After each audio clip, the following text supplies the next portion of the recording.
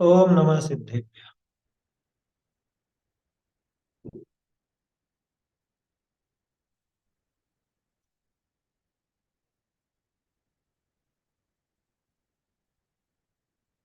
मंगलमय मंगल करण वीतराग विज्ञान नमो ताहि जाते भय अरहंतादि महा हरि मंगल करि हो महाग्रंथ करण को काज जाते मिले समाज सब पावे निज पद राज।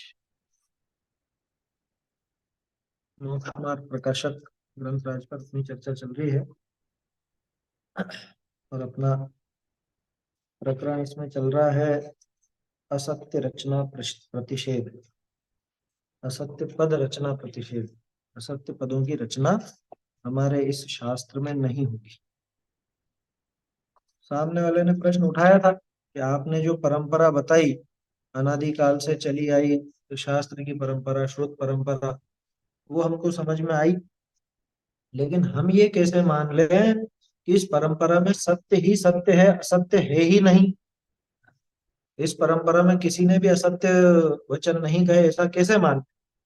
तो कितना सुंदर जवाब दिया था कि भैया असत्य पदों की रचना अथवा असत्य बोलने का काम तो तभी हो सकता है, वो भी इस विषय में तभी हो सकता है कि जब अत्यधिक तीव्र कषाय हो, है ना।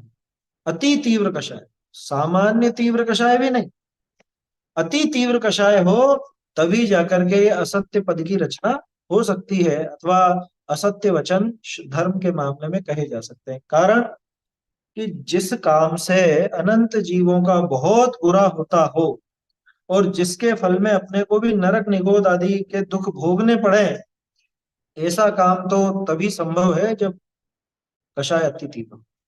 ठीक है, तो ये तो कषाय की तीव्रता उसका कारण है, ऐसा समझ में आता है। लेकिन अब कि ये जो श्रुत परंपरा है, ये तीर्थंकरों से, केवलियों से चली आई।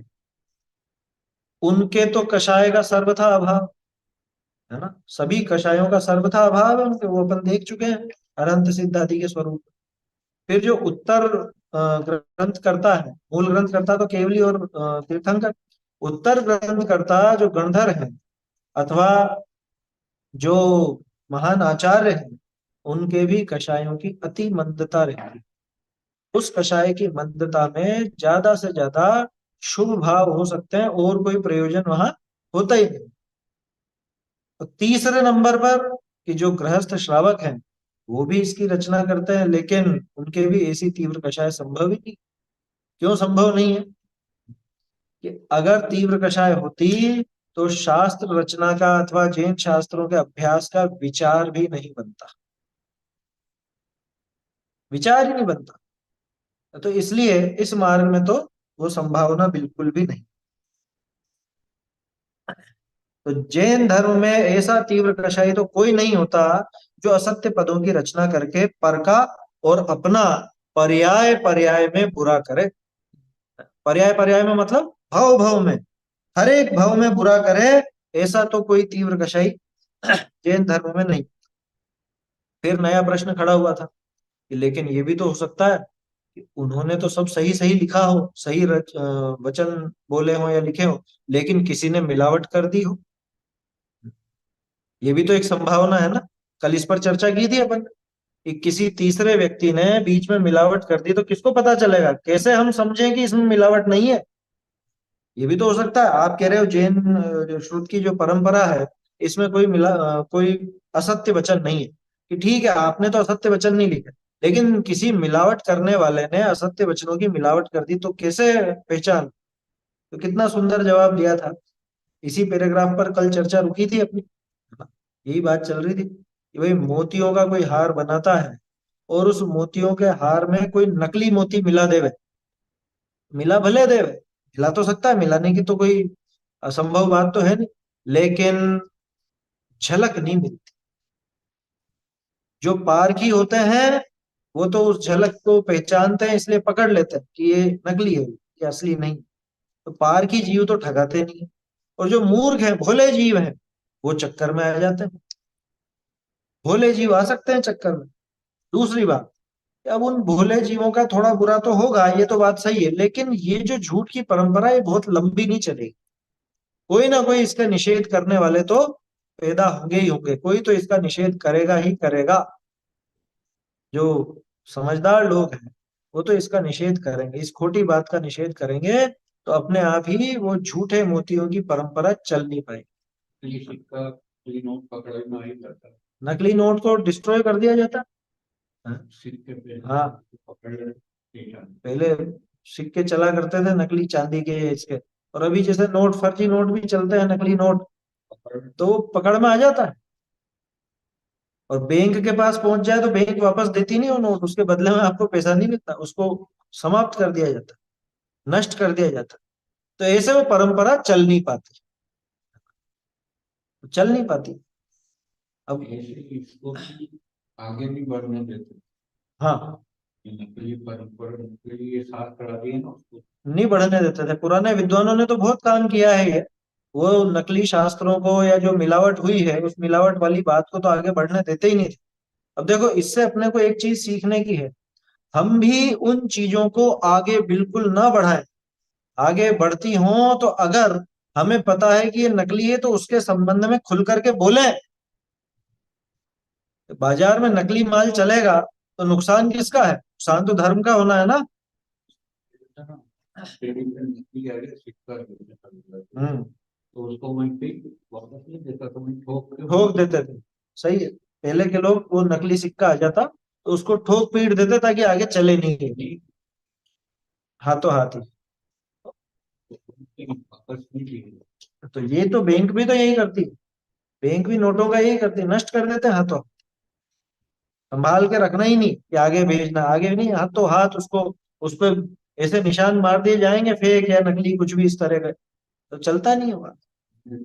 400 पे ही खुद की दुकान पे उससे कर देते हो। हम्म, बेचे नहीं मुझे, हाँ, खाने के लिए रहते हो। तो वो तो स्पष्ट है, चलने नहीं देंगे, वो परंपरा नहीं चलेगी। जो भी विद्वान होंगे, समझदार होंगे, उनको तो पता पड़ जाता है, पता पड़ जाता है तो वो उसका विरोध करते हैं, निषेध करते हैं। तो इस तरह से जैन धर्म में तो, जैन धर्म में तो असत्य पद की परंपरा चल नहीं पाती। देखिए, ये बात अपन ने पढ़ी थी कल, अ, मोती का उदाहरण भी हो गया था, और ये बात भी वैसे तो हो गई थी। परंतु जिन शास्त्र विषय तो कषाय मिटावने का, ये सबसे खास चीज है, झलक। जैन धर्म के शास्त्र की या जैन बात कैसे पहचाने कि ये इसमें झलक है या नहीं, कि जैन शास्त्रों का प्रयोजन किसका है, कि जैन शास्त्र के पदनी विषय तो कषाय मिटावने का व लौकिक कार्य घटावने का प्रयोजन। ये अपने को पहचान चिन्ह मिल गया कि जैन धर्म की बात कौन सी होगी, कि जो कषाय घटाने की बात होगी वो जैन धर्म की बात होगी। अगर कषाय बढ़ाने की बात हो, है ना, कषाय बढ़ाने की बात हो तो वो जैन धर्म की बात नहीं होगी। तो लौकिक कार्य करना। दोनों बातें हैं ना, वहां पे दो चीजें हैं। कषाय बढ़ाने की बात अगर होगी, लौकिक कार्य बढ़ाने की बात होगी, तो समझ लेना कि ये जैन शास्त्र की झलक नहीं, वो नहीं है, वो सत्यार्थ पद नहीं है, वो जैन धर्म की बात ही नहीं। जैन धर्म की बात तो वही है कि जिसमें सांसारिक प्रयोजन बिल्कुल भी नहीं हो, है ना, सांसारिक कार्य घटाने की बात हो, कषाय मिटाने की बात हो, हिंसा राग द्वेष मिटाने की बात हो, वो जैन शास्त्रों की झलक है। झलक शब्द समझ में आ रहा है ना, उदाहरण के शब्द लेकर के चल रहे हैं अपन। जैसे मोतियों में झलक नहीं मिलती तो पकड़ में आ जाता है, तो ऐसे ही उन वाक्यों में झलक मिल रही है या नहीं मिल रही? कल दो तीन उदाहरण लिए थे अपन ने। तो विद्वानों ने, बड़े बड़े विद्वानों ने शोध खोज करके ये सिद्ध किया, ये चीज उचित नहीं है, ये है ही नहीं इनका। पर उस पापी ने जे असत्यार्थ पद मिलाए हैं, किसी पापी ने मिला भी दिए मान लो, है ना, अपनी बात इस पे चली थी कि मिलावट कैसे कैसे हो। तो एक शास्त्र में मैंने आपको बताया था कि पहले वाले आचार्य का यहाँ तक था और दूसरा आचार्य का यहाँ से चालू हुआ, तो बीच में किसी ने मिलावट। और देखो कहाँ संभावना होती है। मान लो आपने कोई शास्त्र लिखा, ठीक है ना, बहुत अच्छा लिखा, सब जिनवाणी की बात लिखी, और आपने मुझसे कहा कि आप इसको छाप दो या इसको जगह जगह प्रसारित करो। अब मैंने उसमें शुरुआत में या अंत में अपनी मन मर्जी से दो तीन पेज और डाल दिए, ठीक है। जो मेरे दिमाग में जो भी बात थी, जिसका मैं प्रचार करना चाहता था, मैंने सोचा कि ठीक है, इनका तो छप ही रहा है, अपन ये 2-3 पेज और अपनी तरफ से डाल दो, इसका भी प्रचार हो जाएगा, ये भी चलन में आ जाएगा। तो शुरू में आखिर में वो पेज मैंने चिपका दिया। अब लोगों को क्या लगेगा कि ये तो आपने लिखा। लेखक आप हो, आप बड़े लेखक हो, तो बस वो चीज चल पड़ती। पहले के जमाने में इस तरह के किस्से हुआ करते।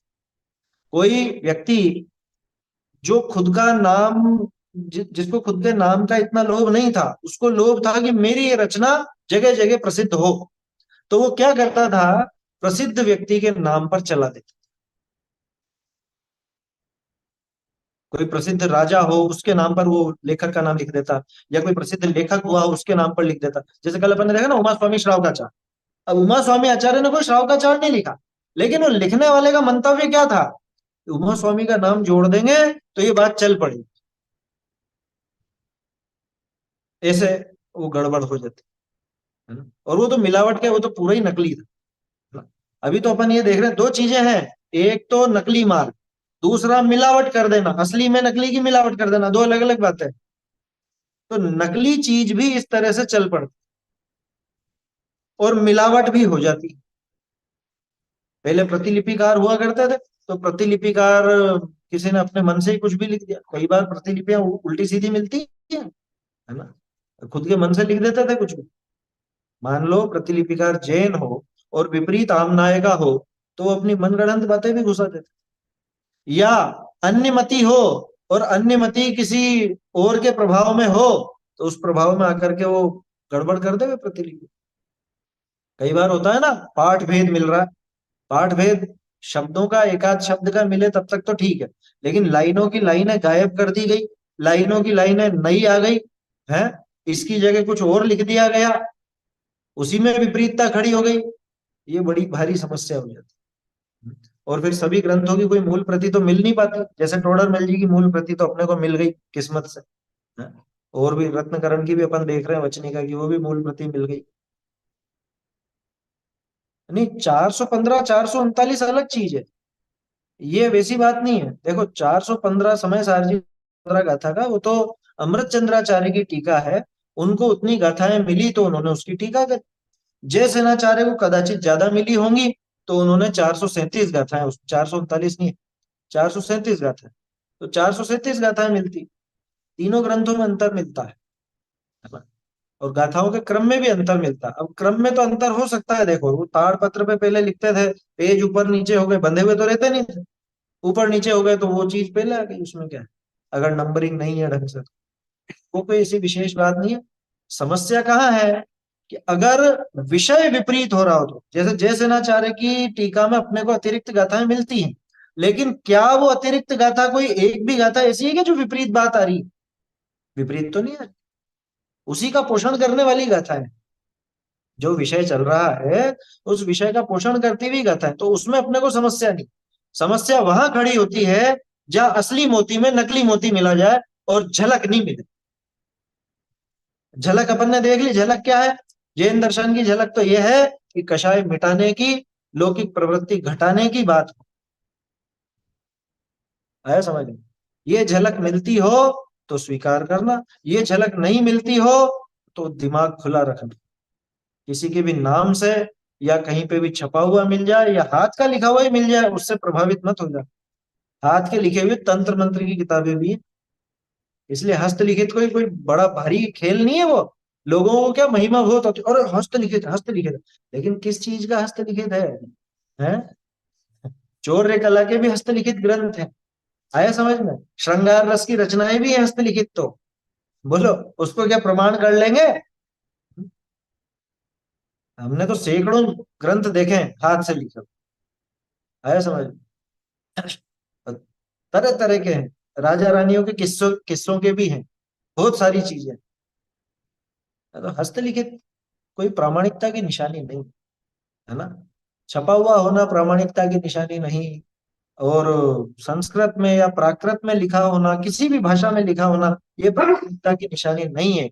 आप इस बात को देख करके प्रभावित मत हो जाना, अरे संस्कृत में लिखा है, संस्कृत में लिख, अरे संस्कृत में लिखने वाले अभी भी बैठे हैं, आप दो कितने पेज आपको संस्कृत में लिखवाना है, कुछ भी लिख के दे दो, वो 2 महीने के अंदर, 1 महीने के अंदर संस्कृत में पूरी किताब छाप देगा वो आपके उस मैटर। सब प्रोफेशनल लोग बैठे हैं पैसा लेकर के, सब ट्रांसलेट करने वाले बैठे। आपको प्राकृत में लिखा हुआ चाहिए, मैं लिख के दूंगा, बताओ। है उसमें क्या दम है? संस्कृत और प्राकृत में लिखा हुआ होना भाषा है वो तो, उससे कोई बात प्रमाणित नहीं हो जाती। तो फिर हम कैसे प्रमाणित करें? बता तो दिया, ये जैन दर्शन की झलक, ये झलक मिले तो प्रमाणित करना, क्या उसे स्वीकार करना, और ये झलक नहीं मिले तो उसको स्वीकार मत। इसी को दूसरे शब्दों में अपन कहते हैं अहिंसा और वीतराग। दो ही चीजें हैं जैन दर्शन में, दो ही चीजें मुख्य हैं। हाँ, आमनाएं मिलनी चाहिए, तो आमनाएं कैसे मिलेगी? किसको कहोगे आप आमनाएं? लोगों ने विपरीत आमनाएं करके भी उसको नाम दिया मूल संघ कुंद कुंद आमनाएं। पहले भट्टारक परंपरा में बहुत से भट्टारक हुए जिन्होंने तरह तरह के क्रियाकांड चला, और उन्होंने खुद को क्या लिखा? हम कुंद कुंद आमनाय के हैं। अब बोलो, आमनाय कैसे मिलाओ? आमनाय मिलाने की तो यही विधि। कौन है असली उत्तराधिकारी? कौन है? जो वो बात करता हो जो मूल व्यक्ति ने करी थी, वो असली उत्तराधिकारी। कोला कोरा ये हम कुंद कुंद आमनाय के हैं, हम शुद्ध आमनाय के, ऐसा लिखने से काम नहीं चले। ये चीनी के जो असली है, हाँ, असली है वही तो, उसी की परंपरा स्वीकार होगी। हाँ। व्यक्ति से भी हम अब एक और बात, इससे आगे बढ़ के बोलते हैं। अभी अपन ने बात की छपा हुआ या हाथ से लिखा हुआ या संस्कृत या प्राकृत, इससे प्रमाणित मत करना। कुंद कुंदाचार्य के नाम से भी करना कि नहीं करना है? देखो, नाम से तो हम किसी के भी नहीं करते, क्योंकि हमारा जो जैन शासन है ये व्यक्तिवादी है ही नहीं। आया समझ में? कुंद कुंदाचार्य के नाम से भी नहीं। अरे अभी बता तो दिया मैंने, कुंद कुंदाचार्य का नाम लेने वाले तो विपरीत भी हो गए। विपरीत चलने वाले भी कुंद कुंदाचार्य का नाम लेकर के अपनी दुकान चला लेते।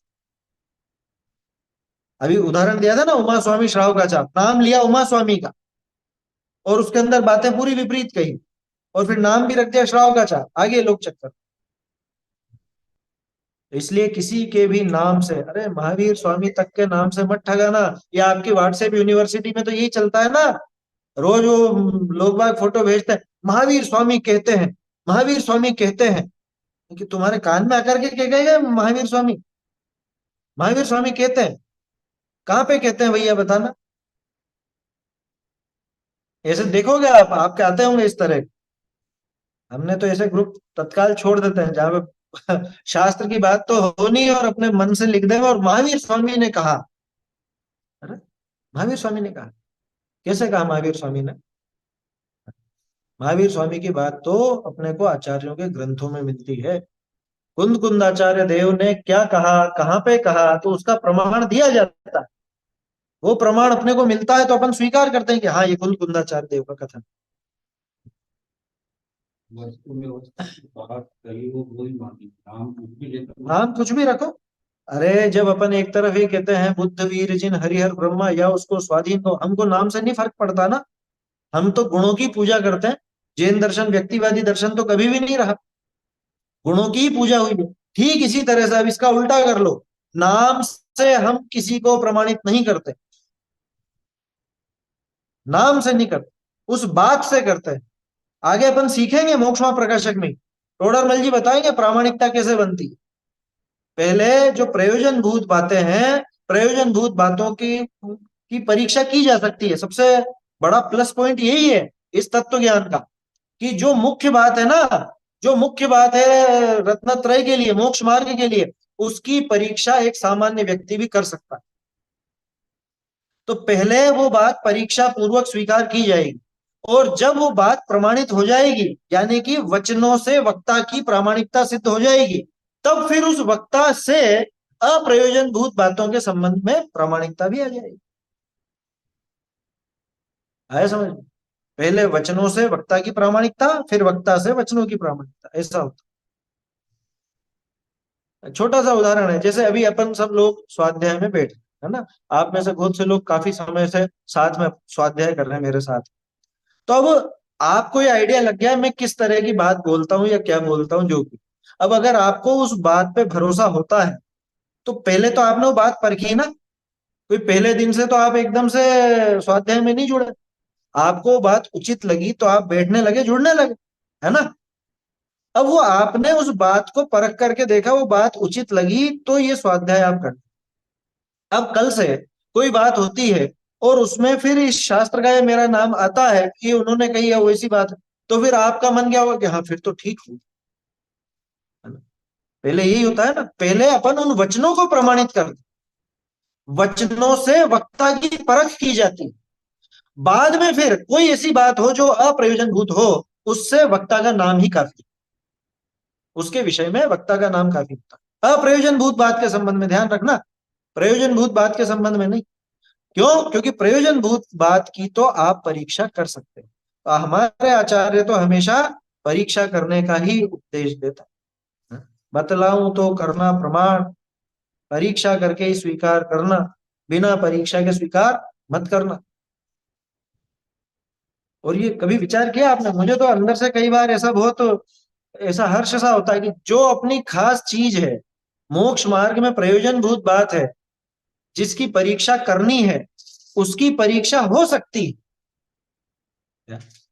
ये कितना बड़ा प्लस पॉइंट है अपने लिए कि हम उस बात को परख सकते हैं कि जिस बात की श्रद्धा के बिना मोक्ष मार्ग प्रारंभ नहीं होता, जिस बात की श्रद्धा से ही मोक्ष मार्ग प्रारंभ होगा, हम उस बात की परीक्षा स्वयं कर सकते हैं। ये कितनी बड़ी ताकत है अपने आप में। और जिन बातों की परीक्षा नहीं हो सकती, उन बातों का मोक्ष मार्ग पर ज्यादा फर्क पड़ता भी नहीं। सुमेरु पर्वत आयोजन कौन नापने बैठेगा?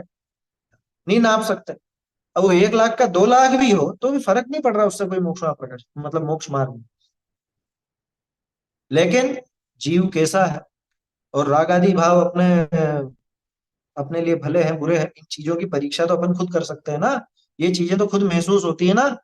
राग, द्वेष इत्यादि जो भी कषाय भाव है, ये बढ़ते हैं तो खुद को आकुलता महसूस होती है कि नहीं होती है? और घटते हैं तो खुद को आकुलता में कमी महसूस होती है कि नहीं होती है? तो परीक्षा कर ली खट से कि राग द्वेष बराबर दुख, जितना राग द्वेष उतना दुख, जितना मोह उतना दुख, कम मोह कम दुख, कम आकुलता। ये गणित तो सीखे ना टोडर मल जी से अपन। तो इन बातों की परीक्षा हो सकती है। जो 7 तत्व है, 7 तत्व की ये जीव परीक्षा कर सकता है। ये बहुत बड़ी ताकत मिली है अपने को। आप कल्पना करो कि इन तत्वों की अगर परीक्षा नहीं कर सकते होते अपन, और इनकी श्रद्धा का नाम सम्यक दर्शन है, इनकी श्रद्धा के बिना मोक्ष वहां प्रारंभ नहीं होता, तो कितनी बड़ी समस्या हो जाती। हमारे हाथ की कोई चीज रहती, फिर तो बाबा वाक्यम प्रमाणम होता। समझ में ही बात। ये बहुत बड़ा प्लस पॉइंट है इस मार्ग का। हाँ, हम स्वयं जौहरी हैं। उन्होंने बताया गुण पर्याय द्रव्य। तो अब दूसरा पदार्थ भी गुण पर्याय द्रव्य में, तो वो उसके को करेगा तो ये नष्ट हो जाएगी। इसको कैसे करे वो? ये बिना उसके पर्याय के रह गया तो कैसे करे वो? अन्य द्रव्य का कर्तृत्व है या नहीं, इसकी परीक्षा हम खुद कर सकते हैं ना, इस तरह से द्रव्य गुण पर्याय के माध्यम से। और फिर करके देखो ना, विचार करके शरीर में करके देखो। अपना कर्तृत्व है या नहीं, ये तो एक झटके में पता चलता है। तो बाप शरीर का कर्ता कौन है? मैं हूं। परीक्षा करके देखो हूं कि नहीं। ये हाथ मोड़ने का कर्ता कौन? कि मैंने हाथ मोड़ा कि अच्छा तूने मोड़ा, पीछे मोड़ के बता। पीछे मोड़ के बता कि पीछे मुड़ता ही नहीं है, तो यूं बोलना कि आगे मुड़ जाता है। इस तरफ मुड़ जाता है तो कहता है कि मैंने मोड़ा। अब पीछे तो मुड़ता नहीं है तो क्या कहता पीछे? अरे आगे मुड़ता है, पीछे मुड़ता नहीं। बीमारी हो तो अच्छा के बताओ। हाथ तक नहीं हिलता बीमारी। आया समझ? हिला नहीं जाता, इतनी तकलीफ होती है। बोलो। तो इससे सिद्ध हो जाता है। मतलब ये चीजें ऐसी हैं कि इसकी परीक्षा कोई भी कर सकता है। अरे खुद की पर्याय को पलट के बताओ। हम्म। ये हो गई ना परीक्षा। बता, 5 वक्त इंसान साथ। लाओ अभी तीव्र क्रोध ला करके बताओ। वो आगे के गुण स्थान की बात तो आगे की, आप तो विकारी भाव ही करके बता दो अभी। अभी गुस्सा करके बताओ, बहुत तेज गुस्सा। हैं? और गुस्सा कर, और जब गुस्सा आ रहा हो तब कुछ हाथ से करके बताओ, नहीं होगा वो। तो ये लिखा है शास्त्र में, तू भी कर सकता हो। ये हो गई ना, परीक्षा कर सकते हैं। जो अपनी प्रयोजन भूत बातें हैं, जैसे कर्तृत्व भोक्तृत्व की, द्रव्य गुण पर्याय की, सात तत्व की, आपापर के भेद विज्ञान की, ये सारी चीजें ऐसी हैं कि जिसकी ये संगी पंचेंद्रिय भव्य जीव परीक्षा करके श्रद्धा कर सकता। इसमें किसी के आशीर्वाद की जरूरत नहीं हो। उनका विश्वास अपना आप हो गया, ये मुख्य बाकी बातों का तो वक्ता के वचनों से हो जाएगा। बात बातें यही नहीं कर सकते, बिल्कुल। हाँ, नहीं। आया समझ में? तो इस तरह से वो परीक्षा कर सकता है, ये बहुत बड़ी ताकत है। आया समझ में? देखो, तो किसी पापी ने वो सत्यार्थ पद मिला भी दिए, उनमें तीन विषय कषाय पोषने का व लौकिक कार्य साधने का प्रयोजन है, ऐसे प्रयोजन मिलता नहीं। प्रयोजन पकड़ में आ जाता है ना, क्योंकि हमें तो पता चल गया कि जैन शास्त्रों का प्रयोजन क्या है, कि जैन शास्त्रों का प्रयोजन तो लौकिक कार्य घटाना, कषाय मिटाना, यही एकमात्र प्रयोजन है, और कोई प्रयोजन है ही नहीं। तो जब हमको ये पता चल गया, तो अब जहां पे भी मिलावट होगी तो खट से अपन पकड़ लेंगे, अपने को देर नहीं लगेगी फिर उसे पकड़ना। नाम चाहे वो कुंद कुंद आचार्य देव का चला दे, चाहे वो नाम महावीर स्वामी कहते हैं करके चला, आधी से ज्यादा ये जो मिथ्या बातें हैं, ये इसी तरह के बातों से चलती है। क्या? महावीर स्वामी ने कहा, महावीर स्वामी ने कहा। और भोले जीव कितने भोले, कितने भोले। ये देखो, ये आया है ना, मोबाइल में आया है, इसमें लिखा है महावीर स्वामी ने कहा। की कथा के भी स्वर्ग हाँ, के भी। वो विपरीत कथाएं चली हुई है ना बहुत सारी। उसमें महावीर स्वामी विपुलाचल पर आए, और फिर श्रेणिक ने उनसे ऐसा प्रश्न पूछा कि रोट तीज की कथा कैसी है, हे स्वामी मुझे बताओ। तो महावीर भगवान रोट तीज का उपदेश देने लगे। बस हो गया काम। सुहाग दशमी की कथा बताओ, तो महावीर स्वामी सुहाग दशमी। क्या क्या बुद्धि चले लोगों ने। इसको कहते हैं मिलावट, ये है असत्यार्थ पद रचना। ये सत्यार्थ पदों में असत्यार्थ पदों की इस तरह से मिलावट करती रहती, नाम रख दिया महावीर स्वामी। इसलिए बहुत सतर्क रहे, बहुत सतर्क रहना, है ना। अपने आंखें हैं अपने पास। रोड तीज मतलब अभी आपके उधर चलती नहीं तो आप समझोगे नहीं, है? महाराष्ट्र वाले भी कम समझेंगे। महाराष्ट्र वाले धासन चौथ समझते हैं। नागपुर के पास धासन चौथ चलती, गटका तेरस चलती, तरह तरह की चीजें हैं। दश लक्षण के पहले क्या होता है, बात चलिए तो बता देता हूँ, नहीं तो दिमाग में खटका बना रहेगा। दश लक्षण पंचमी से चालू होता है। हमारे यहाँ पे मतलब खास तौर पे खंडेलवाल जैन समाज की बात कर रहा हूँ मैं, बाकी दूसरे समाज में भी नहीं चलती। यहाँ के राजस्थान में ही ज्यादा चलती है, और उसमें भी खंडेल वालों में। तो वो पंचमी से चालू होता है ना। तो रोट तीज में, तीज के दिन मोटे मोटे रोट बनाए जाते हैं, खीर बनाई जाती है, लड्डू बनाए जाते हैं, और चरखा मीठा कुछ भी ऐसे बना करके, और खूब थाप करके खाते हैं। आया समझ? क्यों? क्योंकि अगले दिन से फिर तैयारी है। हाँ, तुरई वगैरह वो सब आती है। उस टाइम पे तुरई की सब्जी, तुरई समझते हैं, तुरई की सब्जी होती है, 300-400 रुपए किलो बिकती है। सब्जी मंडी में 8-10 दिन से वो सब्जी गायब हो जाती है, क्योंकि उनको पता है कि अभी आएंगे जैनी, अभी ये जैन ये खरीदने आएंगे, और 300-400 रुपए किलो बेचते हैं। और ऐसे ऐसे मूर्ख हैं, फोन करके मंगाते हैं कि हमारे यहाँ तो इतनी महंगी है, तुम्हारे यहाँ क्या भाव चल रहा है, हमारे यहाँ भी भेज देना। हाँ, 200-300 किलोमीटर दूर से मंगा लेते हैं अपने रिश्तेदारों के यहाँ से। क्या हमारे यहाँ भी भेज देना। तो वो कहलाती है रोट तीज, है ना। आया समझ में? ऐसे ही महाराष्ट्र में मैं नागपुर गया था दश लक्षण में, वहां पता चला वहां रोट तीज नहीं, वहां धासन चौथ चलती। धासन चौथ, वो चौथ के दिन, यहाँ पे तीज के दिन करते हैं, वहां चौथ के दिन करते हैं। तो धास धास के खा लो पहले, और उसके बाद में पंचमी से फिर व्रत उपवास करें। ऐसे ही चौदस का उपवास चलता है। तो चौदस के उपवास के पहले वो गटका तेरस नाम है, गटको, माल गटको खूब, और चौदस का उपवास कर। ये ऐसी चीजें कथाओं के माध्यम से खूब चल पड़ी, सब ग्रहित मिथ्यात्व, ध्यान रखना। सारा का सारा ग्रहित मिथ्यात्व, एक भी क्रिया करने की नहीं है। भूल के भी उस दिन तो ये काम करना ही मत। आप साल भर में भले साल भर रोट खाओ, उस दिन मत खाना। मैं ये स्पष्ट कह रहा हूं, ग्रहित मिथ्यात्व है। समझ में आ रही है बात? अरे हमारे पर्व खाने पीने के पर्व, और तुझसे के कौन रहा है कि तू कर व्रत उपवास, तेरे से जितना सदता है उतना ही कर। तू तो रात का पानी छोड़ दे, सूर्यास्त से लेकर सूर्योदय तक का पानी छोड़ दे, 6 महीने का तो प्रैक्टिकल उपवास हो जाएगा। तो ऐसे ऐसे महारथी बैठे हैं, 10-10 दिन के उपवास करेंगे और साल भर आलू प्याज नहीं छूटते जी, रात में खाना पीना नहीं छूटता। समझ में ही बात? अभी अपना विषय वो नहीं है ग्रहित मिथ्यात्व का, ये तो बीच में प्रश्न आ गया इसलिए मैंने बता दिया। वो भी इसलिए कि किस तरह से ये असत्यार्थ पदों की रचना चल पड़ती है, महावीर स्वामी के नाम पर चल पड़ी। तो करा हम्म। महावीर स्वामी को वहाँ पहले ब्राह्मण के पेट में रख दिया, फिर वहाँ पे किया है ये इसमें आएगा अपने पांचवें छठे अधिकार के अंदर, टोडरमल जी खूब दिखाएंगे क्या, इसलिए अभी अपन इस चर्चा को तो यही रोकते हैं, क्योंकि वो उदाहरण खूब हो जाएंगे नहीं तो क्या। आया समझ में? वह ग्रहित मिथ्यात्व का प्रकरण है पूरा का पूरा। असत्यार्थ पद रचना का क्या आशय? असत्यार्थ पद का मतलब कि जिससे जीव का श्रद्धान बिगड़े, जिससे जीव को ग्रहित मिथ्यात्व में और ज्यादा बढ़ जाए, ऐसा वो समझना असत्यार्थ पद रचना। बोलिए। जय जिनेन्द्र भैया। हम्म। भैया फिर जैसे आपने बोला तो मकर संक्रांति पे जैसे ये बनती है ये अपना खिचड़ा वगैरह, तो फिर हाँ मत इसको भी बनाना। ग्रहित मिथ्यात्व में लेंगे इसको भी? बिल्कुल बिल्कुल ग्रहित मिथ्यात्व, अपना कोई पर्व नहीं है मकर संक्रांति। नहीं, जैसे अपन रात लोग को नॉर्मल में भी, मतलब जनरली क्वेश्चन ये होता है कि अपन नॉर्मल भी खाते हैं और उस दिन भी अगर खा ले तो क्या अपन कोई मान्यता तो कुछ भी नहीं रखते हैं उसके पीछे? उस दिन क्यों खाना है, लेकिन आगे पीछे खा लो आप। उसी दिन क्यों खाना है?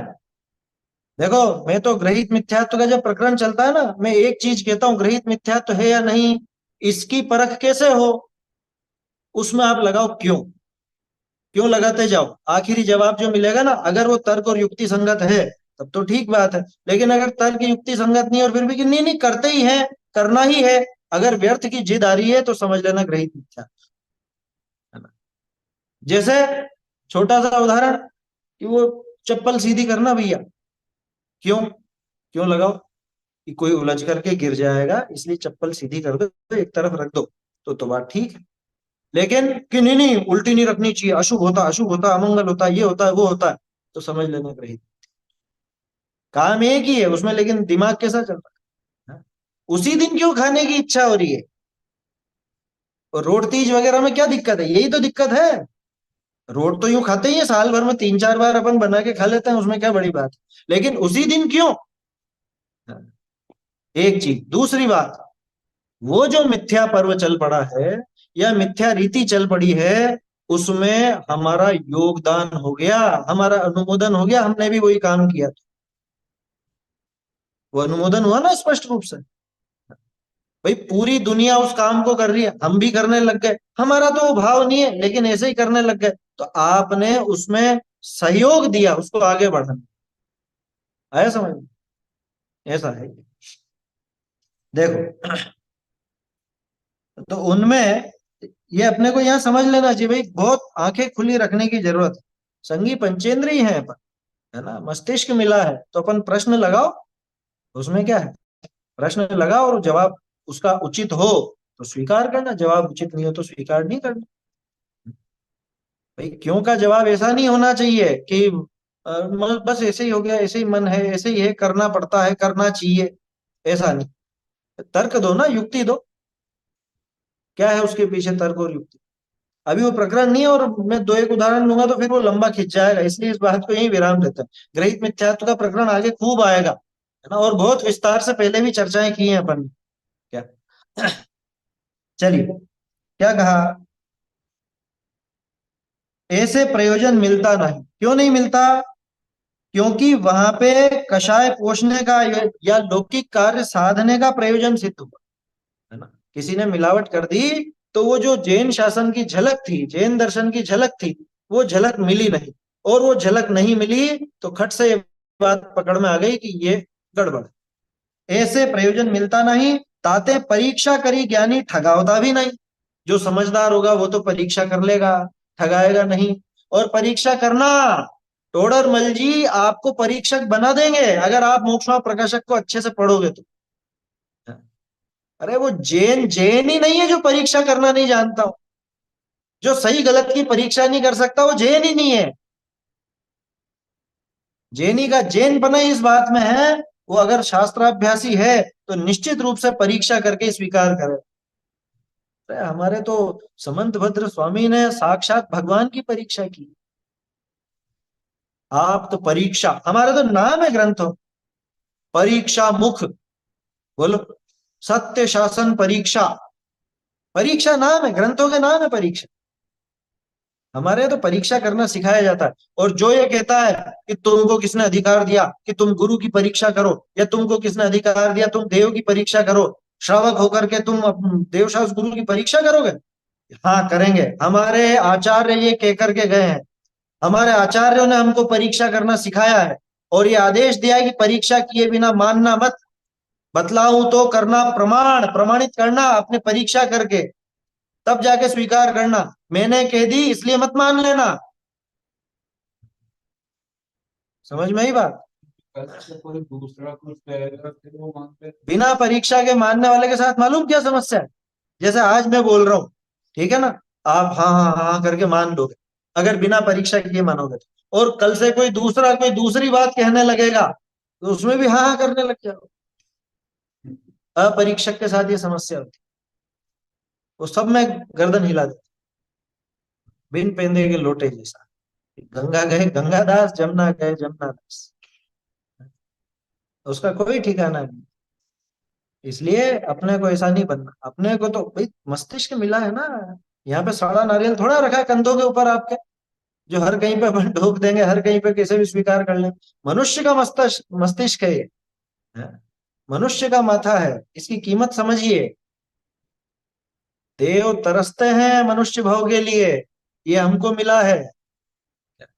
समझ में आ रही है बात? तो परीक्षा करके ज्ञानी ठिकावता भी नहीं। कोई मूर्ख होई सो ही जैन शास्त्र नाम करी ठिगावे है। कोई मूर्ख होगा वो ही, अरे प्राकृत का लिखा ग्रंथ है ऐसा करके ठगाएगा, संस्कृत का लिखा ग्रंथ है ऐसा करके ठगाएगा। कोई मूर्ख होगा वो ही कुंद कुंद आचार्य का नाम पढ़ करके, नाम देख करके, या कुछ भी और इस तरह का देख करके ठगाएगा। जिनवाणी लिखा ऊपर करो शास्त्र है तो जिनवाणी संग्रह लिखा हुआ है। और अंदर हमारे पास कई बार ऐसे प्रश्न आते हैं लोगों के, तो लाल जिनवाणी में तो लिखी हुई पीछे ये बात, दीपावली उसमें तो लिखा है दीपावली की पूजन लिखी हुई है, दुकान पे बैठ के पूजा करने की पूरी विधि लिखी हुई है, हमने देखा है जिनवाणी में लिखी है। अरे भैया क्या जिनवाणी और किसने लिखी ये तो विचार करो। जिनवाणी कहते किसको है? अभी तो बहुत से ऐसे ऐसे भोले जीव हैं, उनसे पूछो जिनवाणी मतलब, कि जिनवाणी मतलब लाल किताब जिसमें पूजा पाठ वगैरह है, स्तोत्र है, वो जिनवाणी। और ये क्या पढ़ रहे हैं अपन कि नहीं ये जिनवाणी थोड़ी ना, ये तो शास्त्र है। ये तो हो गए शास्त्र और वो हो गई जिनवाणी। क्या बुद्धि है इसकी, है? उसको अभी जिनवाणी का अर्थ भी नहीं पता, और इतना भोला कि पीछे जो लिखा कि ये लिखी हुई देखो पूजा की विधि, ऐसे ऐसे मांडना बनाना, दुकान पे वही खाते रखना, और ये दिया लगाना, और शुरू में ये लिखना और फिर ये लिखना, ये लिखा है जिनवाणी में लिखा है। अरे किसने लिखी है लेकिन, हम्म? किसने लिखी है वो बात? कैसे प्रमाणित करोगे? उस पे तो लेखक का नाम भी नहीं है। केवली पासा भी आता उसको अंदर है। पहले चलता है अरहंत पासा केवली, अब बोलो वो हस्तलिखित है। अरहंत पासा केवली की पांडुलिपियां उपलब्ध है, क्या करोगे? हैं? ये चौपड़ खेलने की चीजें अपने यहाँ पे, पासा चलाने की चीजें, बोलो। शास्त्र भंडारों में मिलेगा आपको, क्या करोगे? जिनवाणी के नाम से पूजोगे उसको? क्या लिखा फिर से? जैन शास्त्र के नाम से ठगाता है कौन? कौन? कोई मूर्ख हो वही।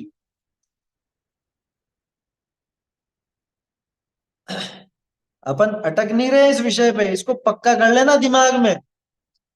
समझ में ही बात, इसलिए इतनी चर्चा कर रहे हैं। उससे शायद से बहुत से ग्रंथ मिला नहीं कल। हाँ, शास्त्र तो नए नए आ ही रहे हैं सामने, खोजबीन होती रहती है, पांडुलिपियों का काम भी होता रहता है, तरह तरह के शास्त्र सामने आएंगे। हमको एक नया ग्रंथ मिला, अरे मिला है उसमें क्या लिखा है लेकिन, वो बात प्रामाणिक है भी या नहीं, उसकी परख तो करो। बहुत जरूरी है ये बातें समझना। ये पक्का कर लेना दिमाग में, इस चीज में ढील मत रखना। टोडर मल जी तो शुरुआत में ही है ऐसी ऐसी बातें कर रहे हैं जो मतलब मस्तिष्क बिल्कुल साफ हो जाए इसका। कोई मूर्ख होई सोई जैन शास्त्र शास्त्र नाम करी ठिगावे बहुरी, ताकि परंपरा भी चले नहीं, उसकी परंपरा भी आगे नहीं चलती। क्या कह रहे हैं?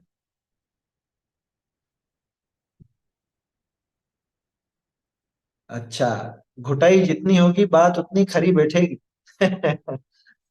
ठीक है वो तो, है ना। घुटाई तो खैर टोडर मल जी तो बराबर करते जा। अब ये तो हमारे ऊपर है कि हम कितना ग्रहण करते हैं। बोलिए।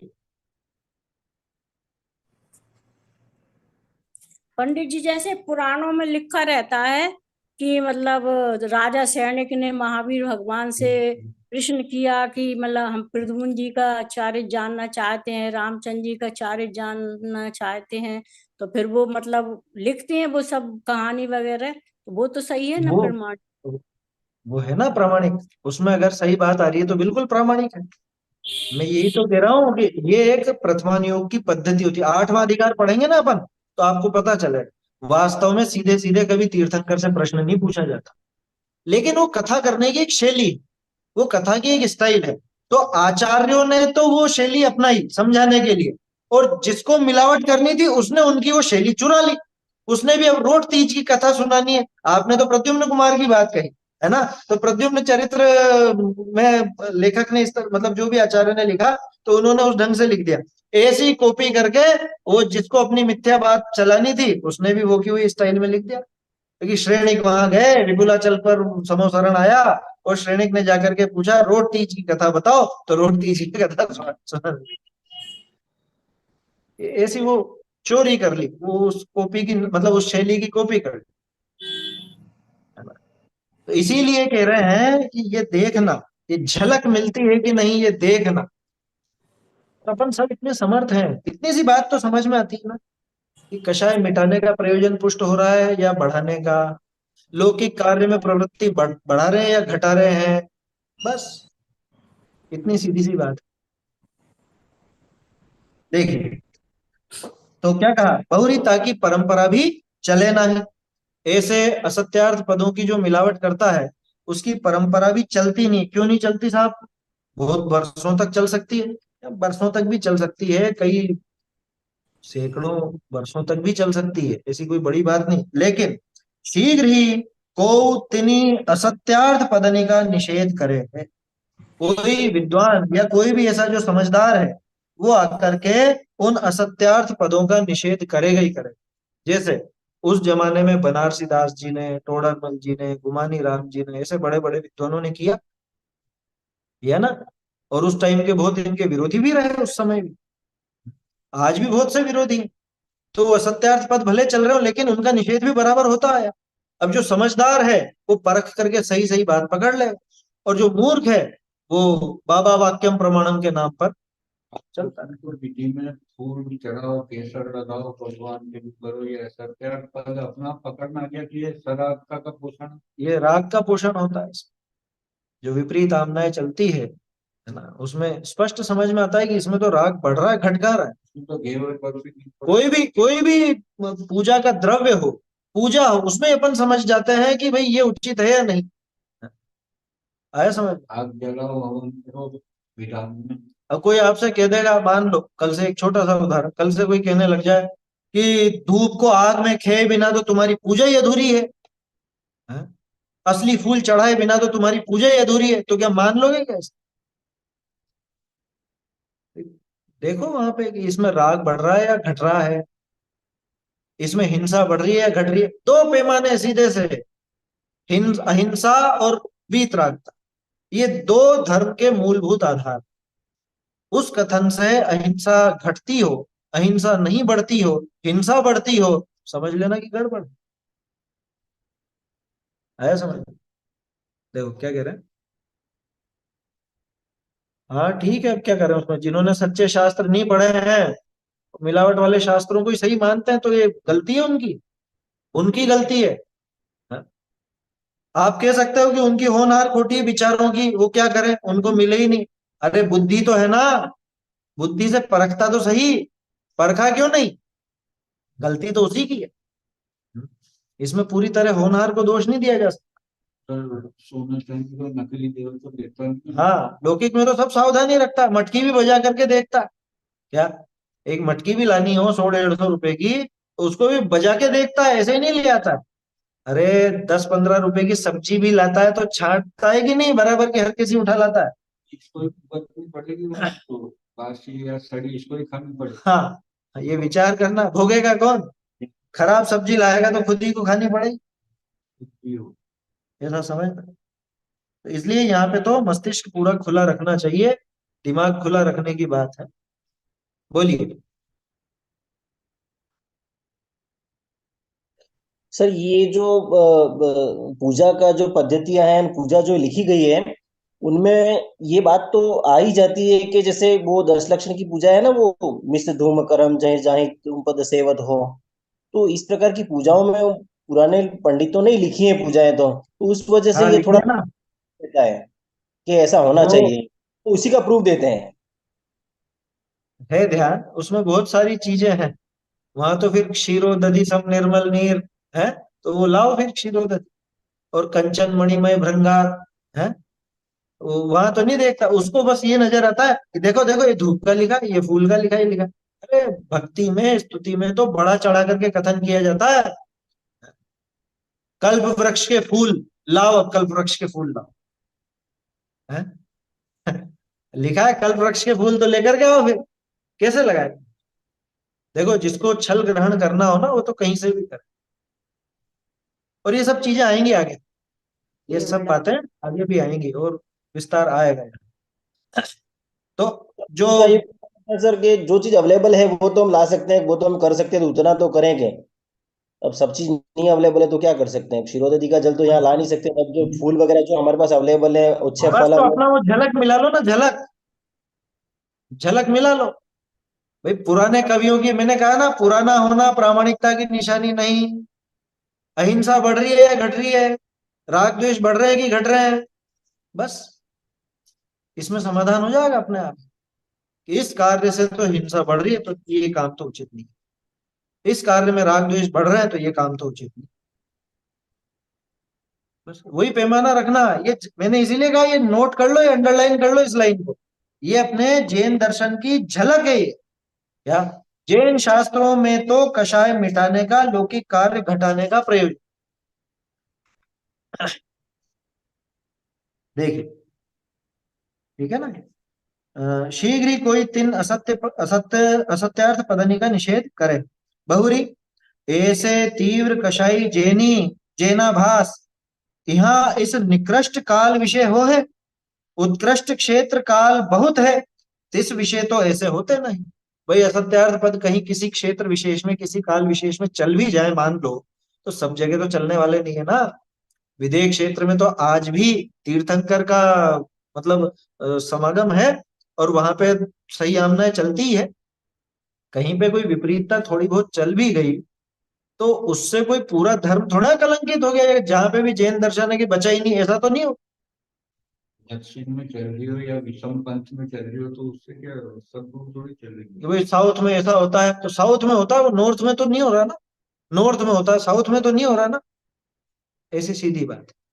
तो ताते जैन शास्त्रानी विषय असत्यार्थ पदनी की परंपरा चाले न। ये तो इस बात का जवाब है कि असत्यार्थ पदों की परंपरा कैसे नहीं चल रही, यहाँ तो चले।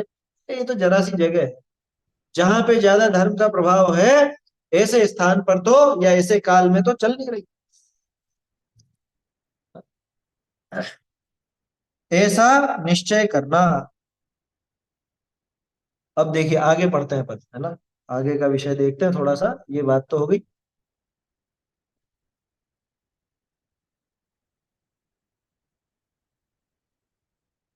9 नंबर।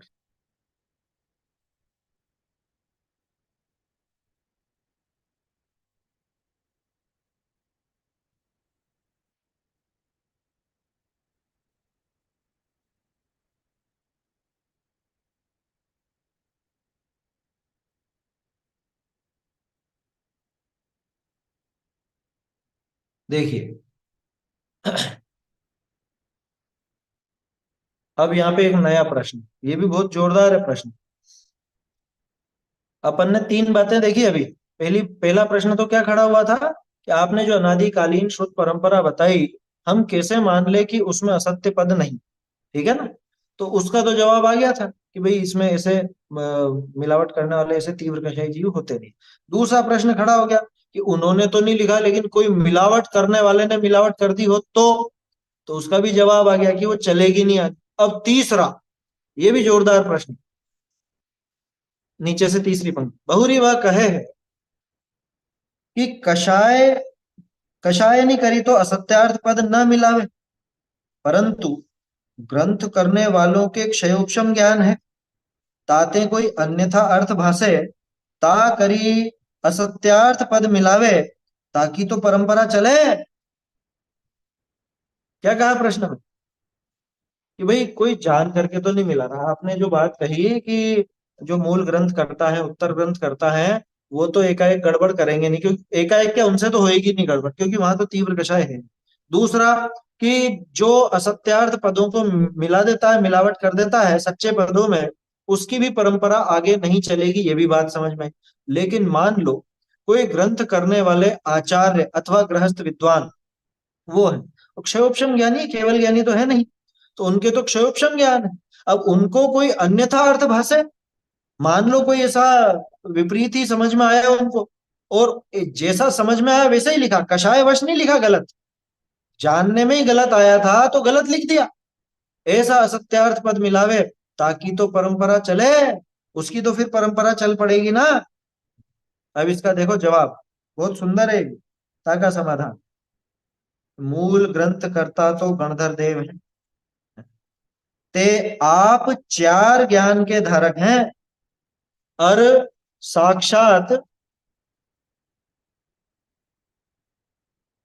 साक्षात केवली का दिव्य ध्वनि उपदेश सुने हैं, ताका अतिशय करी सत्यार्थ ही भाषे है, और ताही के अनुसार ही ग्रंथ बनावे हैं, सो उन ग्रंथनि विषय तो असत्यार्थ पद कैसे गूंथे जाए। और अन्य आचार्य अधिक ग्रंथ बनावे हैं, ते भी यथा योग्य सम्यक ज्ञान के धारक हैं। बहुरी ते तिन मूल ग्रंथनि का परंपरा करी ग्रंथ बनावे है, बहुरी जिन पदनी का आपको ज्ञान न होई, तिनकी तो आप रचना करे नाही, और जिन पदनी का ज्ञान होई, तिनको सम्यक ज्ञान प्रमाणते ठीक करी गूंथे है। ठीक करी गूंथे है, ये आपके यहाँ पे जिनके पास पुस्तकें होंगी वहां पे ठीक गूंथते हैं ऐसा लिखा हो, ये ठीक करके गूंथते हैं, इसका अर्थ अभी अपन देखेंगे। सो प्रथम तो ऐसी सावधानी विषय असत्यार्थ पद गूंथे जाए नहीं, और कदाचित आपको पूर्व ग्रंथनि के पदनि का अर्थ अन्यथा ही भाषे, और अपने प्रमाणता में भी तैसे ही आ जाए, तो ताका किछु सारा नहीं, परंतु ऐसे कोई को भाषे, सभी को तो न भाषे, ताते जिनको सत्यार्थ भाषा होई, ते ताका निषेध करी परंपरा चलने देते नहीं। बहुरी इतना जानना, जिनको अन्यथा जाने जीव का बुरा होई, ऐसा देव गुरु धर्मादिक व जीवा जीवादिक तत्वनि को तो श्रद्धानी जेनी अन्यथा जाने ही नहीं, इनका तो जैन शास्त्रनि विषय प्रसिद्ध कथन है, और जिनको भ्रम करे अन्यथा जाने भी, जिन आज्ञा मानने ते जीव का बुरा ना हो, ऐसे कोई सूक्ष्म अर्थ हैं, तिन्ही विषय किसी को कोई अन्यथा प्रमाणता में ल्यावे, तो भी ताका विशेष दोष नहीं, सो गोमट सार विषय कया ना। ये तो आगे फिर अपन फिर देखेंगे, यहाँ तक का अपन ने देख लिया, एक पैराग्राफ अतिरिक्त हो गया, इसमें कोई दिक्कत नहीं। सुनिए क्या कहा, प्रश्न क्या था अपना कि भाई कषाय वश तो उसने नहीं मिलावट कर, लेकिन अब बेचारे को जानने में ही ऐसा आया, उस ग्रंथकर्ता को, कोई गृहस्थ विद्वान हो, उसको जानने में ही ऐसा आया तो उसने ऐसा गलत लिख दिया, फिर क्या होगा, उसकी तो परंपरा चल पड़ेगी ना। या मुनिराज है, आचार्य है, वो भी क्षयोपशम ज्ञानी है, वो भी कोई केवल ज्ञानी तो है नहीं। हो सकता है गलत जानने में आ गया हो उनके और गलत ही लिख दिया हो। फिर क्या करें, और गलत लिख दिया, उसकी परंपरा चल पड़े तो? बहुत सुंदर जवाब। वापस से वो परंपरा शुरू से थी। मूल ग्रंथ करता कौन? मूल ग्रंथ करता तो केवली भगवान है, गणधर देव है ना। गणधर देव है, वो स्वयं चार ज्ञान के धर्म, मति श्रुत अवधि मन पर्याय, ये चार ज्ञान उनके है, ठीक है ना। और साक्षात केवली की दिव्य ध्वनि से उपदेश सुनते हैं। साक्षात बैठे हैं ना भाई समो शरण में, उनका उपदेश सुनकर के ही ग्रंथों की रचना हो रही है। तो जो साक्षात केवली का वचन सुनते हैं और स्वयं भी चार ज्ञान के धारी हैं, उनके अतिशय से सत्यार्थ ही भाषित होता है और उन्हीं के अनुसार ग्रंथ बनाते हैं। सो उन ग्रंथनि विषय तो असत्यार्थ पद कैसे गुथे जाए, वहां तो संभावना ही नहीं है। गणधर के तो संभावना ही नहीं, गलत पद की रचना की, असत्यार्थ पदों को मिलाने की तो गणधर के तो संभावना ही नहीं। नहीं के बराबर नहीं है ही नहीं। असंभव बात है कि वहां सत्यार्थ पद आ जाए, क्योंकि साक्षात केवल ज्ञानी वहां बैठे हैं, उनका उपदेश ये सुन रहे हैं, ये भी चार ज्ञान के धारी हैं, और वहां सभा का अतिशय ऐसा कि सत्यार्थ ही भाषित होता है और उसके अनुसार ये ग्रंथ बनाते हैं। इसलिए इनके तो कुछ असत्यार्थ पना आना असंभव। अब आगे बढ़े अगले क्रम में। अन्य आचार्याधिक, आचार्याधिक में गृहस्थ विद्वान भी ले लें, वो भी जो ग्रंथ बनाते हैं वो भी यथा योग्य सम्यक ज्ञान के धारक हैं। मुनिराज है, आचार्य आदि है, तो यथा योग्य सम्यक ज्ञान के धारक है। यथा योग्य क्यों लिखा? कि क्षयोपशम ज्ञान सबका कम ज्यादा है, ठीक है ना। तो जिसको जितना है उस हिसाब से, लेकिन सम्यक ज्ञान, यथा योग्य क्षयोपशम का सूचक है, सम्यक पने का सूचक नहीं, ध्यान रखना। नहीं तो कोई सोचे यथा योग्य सम्यक ज्ञान माने जिसको जैसा हो जाए वैसा सम्यक ज्ञान। सम्यक ज्ञान तरह तरह का नहीं होता। सम्यक पना तो सम्यक पना ही है, यथा योग्य वो क्षयोपशम के लिए, किसी का क्षयोपशम ज्यादा, किसी का क्षयोपशम कम। ऐसे यथा योग्य ज्ञान के धारक, कैसे ज्ञान के? सम्यक ज्ञान के, ठीक है ना। तो यथा योग्य सम्यक ज्ञान के धारक है। बहुरी ते तीन मूल ग्रंथनी का परंपरा करी ग्रंथ बनावे। हमारे जो आचार्य आदि हैं वो गणधर देव ने जो द्वादशांग आदि की रचना की, उसी के आधार से ग्रंथों का निर्माण करते हैं, ठीक है ना। और कैसे करते हैं? अब गजब की बात, ये हम सबको सीखने लायक, हम सबको, अपन सब पढ़ने वालों को, सुनने वालों को, लिखने वालों। जिन पदनी का आपको ज्ञान ना होई, तिनकी तो आप रचना करे नहीं। जिस विषय का मुझे ज्ञान नहीं हो उस विषय में मैं बोलूं नहीं, जिस विषय का ज्ञान मुझे नहीं हो ऐसा कुछ मैं लिखूं नहीं। ये सीखने लायक बात है, क्योंकि हमारे आचार्य और विद्वान सम्यक ज्ञानी जो हैं वो तो ऐसा ही काम करते, उनको पता हो उसी विषय में कलम चलाते, उनको पता नहीं हो तो उस विषय को छेड़ते ही। अथवा प्रश्न आ जाए तो कि भाई मुझे देखना पड़ेगा विषय, मैं इस विषय में नहीं जानता, ऐसा साफ साफ कहते हैं। यार कोई छिपाने वाली बात नहीं। अरे ऐसा कह देंगे कि हमको नहीं आता तो नाक नीची हो जाएगी अपनी, नाक नीची होने का प्रश्न नहीं होता यहाँ। नहीं आता तो नहीं आता, उसमें क्या क्षयोक्षम ज्ञान है, देखेंगे, देख करके उस विषय को समझेंगे। तो ते तीन मूल ग्रंथनि का ये हो गया ना। बहुरी जिन पदनी का आपको ज्ञान ना होई, तिनकी तो आप रचना करे नहीं, और जिन पदनी का ज्ञान होई तिनको सम्यक ज्ञान प्रमाणते ठीक करी गूथे। अब ये ठीक का क्या मतलब होता है? ये पहला एक शब्द आया अपना जो आपको समझने जैसा है, समझना चाहिए। टोडर मल जी का ये विशेष शब्द है ठीक। ठीक माने, ठीक का अर्थ होता है निर्णय। ठीक माने अच्छा नहीं, ठीक माने निर्णय। ये आपके नोट कर लीजिए एक तरफ, ग्रंथ के शुरू में जो खाली पेज है ना, सफेद सफेद कागज है गत्ते के साथ लगे हुए, वहां एक लाइनें खींच लीजिए और वहां लिखिए ठीक इज इक्वल टू निर्णय, क्योंकि आगे बहुत जगह आएगा ये शब्द और मैं आगे आपको सिद्ध करके बताऊंगा कि ठीक का अर्थ निर्णय क्यों। ठीक माने निर्णय। अब इस लाइन को पढ़ो, जिन पदों का ज्ञान हो उनको भी सीधे ही नहीं लिख देते, उनको सम्यक ज्ञान प्रमाण से निर्णय करके गूंथते। बन गया ना बराबर। ठीक करके गूंथते का क्या अर्थ लगाओगे? ठीक का अगर दूसरा अर्थ लोगे, जैसे अपन कहते हैं ये बात ठीक है, ये बात अच्छी है, ठीक ठाक है, क्या अर्थ लगाओगे यहाँ? ठीक करके गूंथते का क्या मतलब? सुंदर सुंदर अर्थों में लिखते, शब्दों में लिखते हैं ऐसा है? ठीक करके क्या वो टेढ़ा मेढ़ा हो रहा था, ये जो ठीक करा? भाई जिन पदों का ज्ञान स्वयं को है, उनको अपने सम्यक ज्ञान द्वारा निर्णय करके, ठीक करके माने निर्णय करके, इसमें क्या लिखा? करके लिख दिया ना। हाँ, निर्णय करके लिख दिया। मंगलायतन वाली पुस्तक में तो सुधार हो गया। अपने जयपुर और सोनगढ़ से छपी हुई पुस्तक है, उसमें ठीक गूंथते हैं लिखा है। उसको ठीक करके गूंथते हैं ऐसा करना, अथवा निर्णय करके लिख दो तो ज्यादा अच्छा। क्योंकि ठीक का अर्थ निर्णय नहीं, व्यवस्थित नहीं लेना। व्यवस्थित में तो वो ठीक वाला ही अर्थ आ जाए। निर्णय करके गूंथते हैं, ठीक माने निर्णय। अब थोड़ा सा देखो, समय तो हो गया। ठीक शब्द कैसे बना वो बताता हूं। ठीक का अर्थ निर्णय कैसे। पहले ठेका। ठेका समझते हैं? ठेका, ठेका माने कॉन्ट्रैक्ट। ठेका मतलब क्या होता है?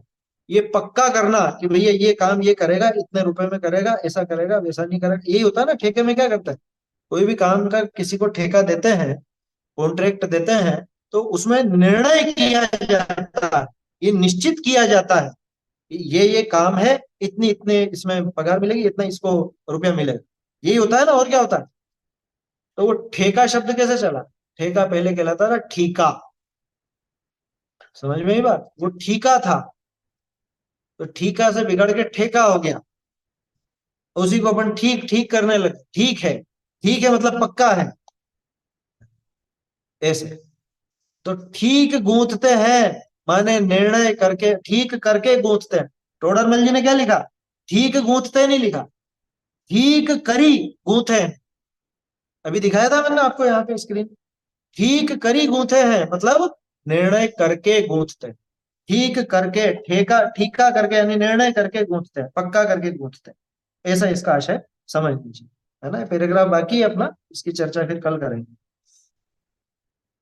चैतन्य का स्मरण प्रतिक्षण ही करो रे, भव के अनंत दुख को क्षण में हरो रे, अक्षय अनंत निज सौख्य निधान पाओ, गाओ अरे नित इसी के गीत गाओ, निज निधि निज में बताई यह अनंत उपकार है, इसके लिए चिन्हवानी माता, वंदना शत बार, वंदना शत बार।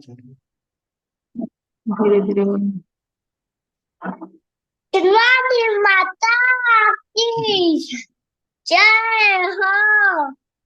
शिवानी माता की जय हो। शिवानी माता की जय हो। जय चिदानंद।